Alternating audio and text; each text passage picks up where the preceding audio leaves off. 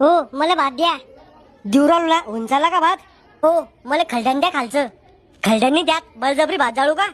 मला खलडणच आवडतं. अरे मी कुठून आणू खलड्यान? घरून तव्यावर बनवून आणू का? ओ चीचा मला शिल्लक भात द्या. आधी थोडसा खाय मग डबल ये.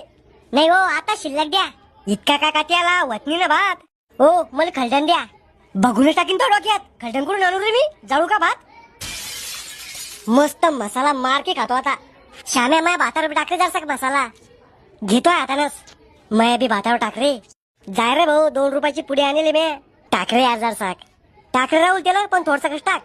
माया बी भातावर टाक रे. ए भाऊ मलकी उरण का खाली? थोडसा टाक रे यार. थोडसा टाकतो. आता पुर्रा मसाला मी घेतो. तिखट लागेल रे श्याम्या. तिखटच आवडतं मला. कडक माल हे. नापास झालो तर काही नाही. घरच्या सांगून देईन. एकुलता एक आहे जास्त टेन्शन देऊ नका नाही तर मी जीवाचं काही करीन. Emotional blackmail.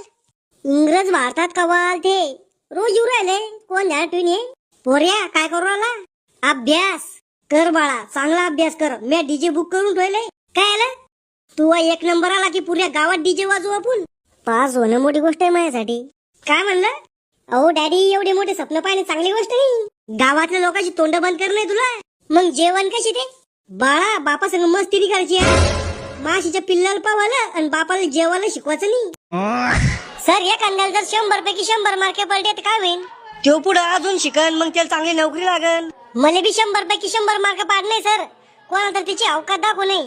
आधी मार्क पाड मग आबाळ येपल. सर मला नापास व्हायची लय भीती वाटू राहिली. अरे बेटा तुम्हाला भविष्याचे एवढं टेन्शन घ्यायचं काम नाहीये. कोणीतरी चांगला मालदार पोऱ्या तुम्हाला लग्न करून घेऊन जाईन. सर आम्हाला का अशी स्कीम आहे ना. तू नापास झाला तर म्हशी घेऊन देईन तो बाप तुला. सर आम्ही पोर आहे म्हणून आम्हाला काही इज्जत नाहीये आहे ना. म्हणजे नवरी मागायच्या पोरी राहत्या त्याला कलोऱ्या म्हणते आणि नवरदेवा मागायचे पोरं राहते त्याला लांडगे म्हणते. ही आमची इज्जत. सर तुम्हाला दहावीत किती मार्क होते? बेटा मला सांग 20 वर्ष आधी 1000 रुपयाला किती किंमत होती? लय जास्त किंमत होती सर. तेव्हा 1000 रुपयात 10-15 तोळे सोनं यायचं. हा मग तसंच आमच्या मार्काला पण लय जास्त किंमत आहे. मला तेव्हा 40% मार्क होते. ते आजचे 94% मार्क आहे. सर 40 चे 94 कशी होईल? तेव्हा कॉप्या नव्हतं चालत. सर कॉप्या आता बी नाही चालत पण आम्ही चोरून करतो. थांब प्रॅक्टिकलचे मार्क देत नाही तुला आराम करा.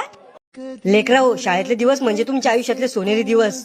आतापर्यंत तुम्ही रोज एकमेकांसोबत बसत होता पण काही वर्षानंतर तुम्ही एकमेकांना 1 मिनिट भेटण्यासाठी सुद्धा तरच सांग. माझा स्वभाव खराब आहे म्हणजे मला तुमचं वाईट नाही करायचं पण हे कॉपीचे मार्क तुमच्या आयुष्यात कुठंच कामी नाही येणार तुम्हाला. काही वर्षानंतर तुमच्यातले काही मुलं शिकत असतील. काही मुलींना मुलं झालेले असेल.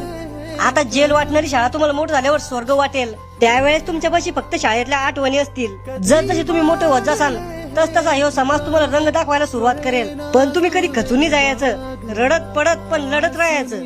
वर्गातले मित्र रक्ताचे नसतात पण सख्यांपेक्षा कमी पण नसतात. आम्ही शिक्षक हातपाय चालेपर्यंत चांगले विद्यार्थी घडवतच असतो. विद्यार्थी घडवताना आमच्याकडून काही चूक झाली असेल किंवा कोणाचं काही मन दुखावले असेल तर मला माफ करा.